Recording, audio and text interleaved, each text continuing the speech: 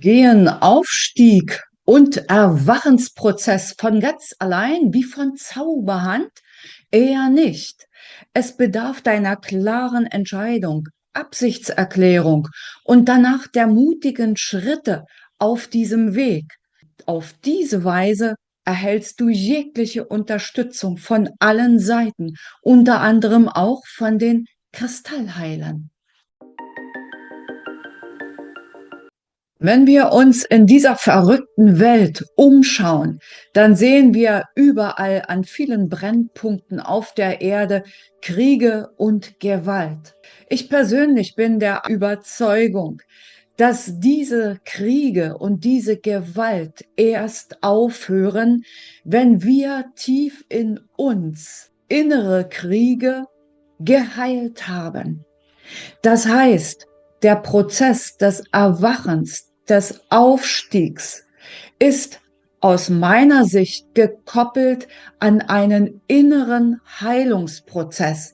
Das geht Hand in Hand.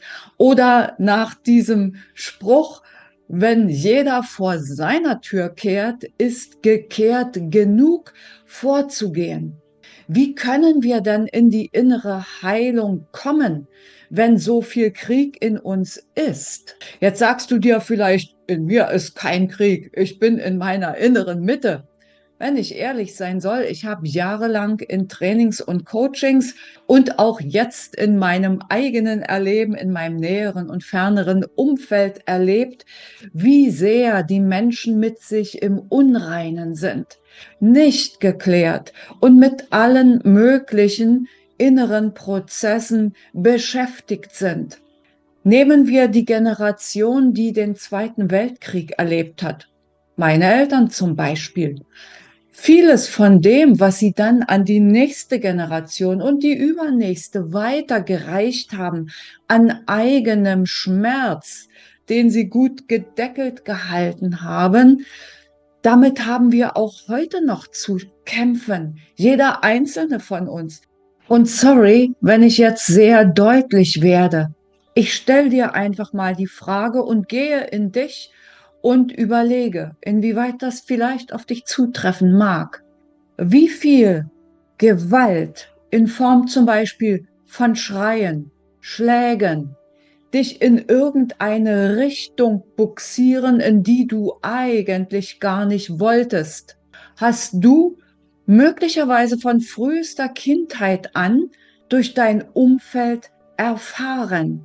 Wie oft musstest du dein wahres Selbst, dein wahres Ich, was du eigentlich leben möchtest und sollst, dafür bist du nämlich hier, verdrängen, deine Wünsche in den Skat drücken, um es mal salopp auszudrücken, damit du angenommen werden konntest von deinem Umfeld und zuallererst natürlich auch von deinen Eltern und Erziehern, aber auch von denen, in deren Umfeld du dich späterhin bewegen wolltest. Und wenn du da sagst, da gibt's schon einiges, dann spricht ziemlich viel dafür, dass du zumindest ein Teil deines Herzens verschlossen hast, dass du nicht mehr so offen bist, wie du als kleines Kind warst, wie du gedacht warst, wie du dich eigentlich entfalten wolltest.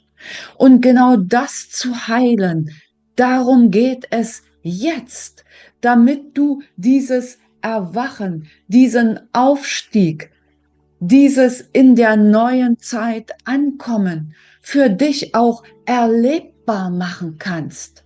Vielleicht fragst du dich, wie soll ich denn jetzt am besten vorgehen? Wichtig ist aus meiner Sicht, tief nach innen zu gehen, in dein Herz zu gehen, erstmal auch eine Bestandsaufnahme zu machen. Dazu braucht es die Stille, denn machen wir uns nichts vor, uns erreicht so viel aus dem Außen, dass da nichts ist mit Stille, sondern Lärm, Lärm, Lärm. Ich selbst meditiere täglich seit 9 Jahren und das hat meine Intuition geschult. Was bedeutet das? Intuition.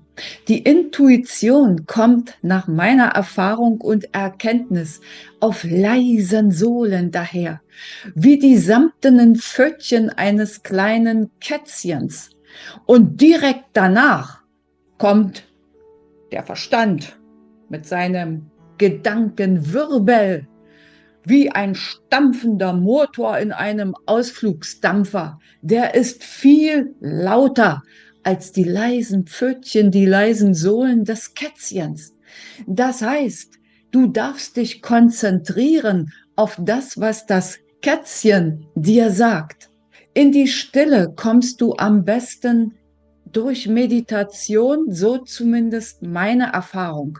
Wie Meditieren geht, verlinke ich am Ende dieses Videos für dich. Es gibt verschiedene Arten der Meditation, also du musst nicht im Lotussitz in eine Kerze starren, es gibt verschiedenste Varianten. Das ist mal das Erste, Bestandsaufnahme. Auch dein Körper selbst gibt dir viele Signale. Wo sind Verspannungen? Schultern, Nacken? Was lädst du dir zu viel auf? Wo sagst du ja, obwohl nein besser wäre? Oder hast du es im Rücken? Das sind nur mal ein paar Beispiele. Sicher hast du es schon erlebt, wenn du dich einmal auf den Weg irgendwohin gemacht hast, dann kommt plötzlich Unterstützung.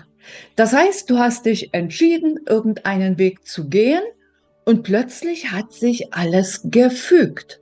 So ging es mir mit den Kristallheilern. Lass uns jetzt dazu kommen, ob das für dich die Kristallheiler sind oder irgendwelche anderen Energien, möchte ich dahingestellt sein lassen.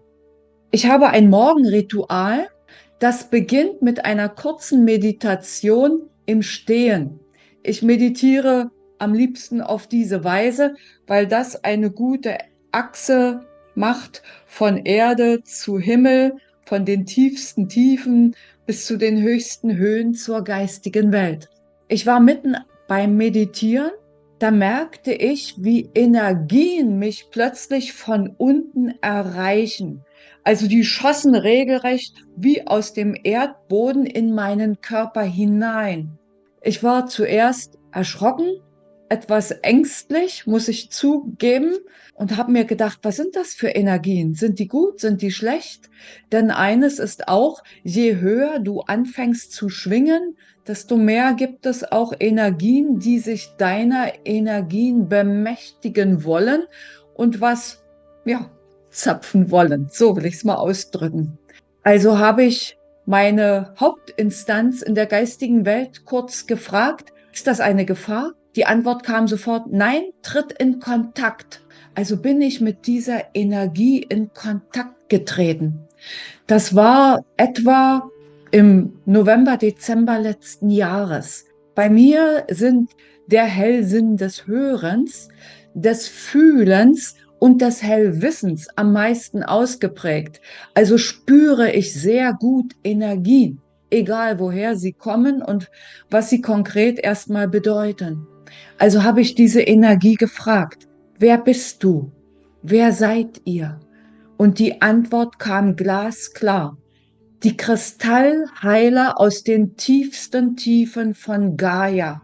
Wir bereiten dich vor auf den nächsten Schritt. Gib dich dem hin. Das war die Botschaft. Und solche besonderen Dinge werden dir passieren, wenn du einen gewissen Weg schon hinter dich gelegt hast, wenn du dich eingelassen hast. Und das ist so wichtig, statt dauernd zu zweifeln, abzuwehren und zu bekämpfen, zu vertrauen, dass zum rechten Zeitpunkt das Richtige für dich geschieht. Nur bedarf es als erstes deiner Entscheidung und als zweites darfst du richtig ins Tun kommen. Also zum Beispiel meditieren als eine tägliche oder zumindest zweimal wöchentlich Geschichte, um dich zu üben, um in die Gänge zu kommen sozusagen. Von allein wird da nix. Und das sind auch die vielen Channel-Botschaften, die du hier mittlerweile auf meinem Kanal sehen kannst. Da geht es immer auch um dein Tun. Dafür haben wir unsere Hände. Hände kommt von Handeln. Also, mach dich auf den Weg, lass dich inspirieren, nutze deine Intuition und vertraue ihr. Ich wünsche dir viel Spaß beim Umsetzen, hoffe, du hast die eine oder andere Inspiration aus dem Video nehmen können. An dieser Stelle wünsche ich dir eine gute Zeit und sag erstmal Tschüss.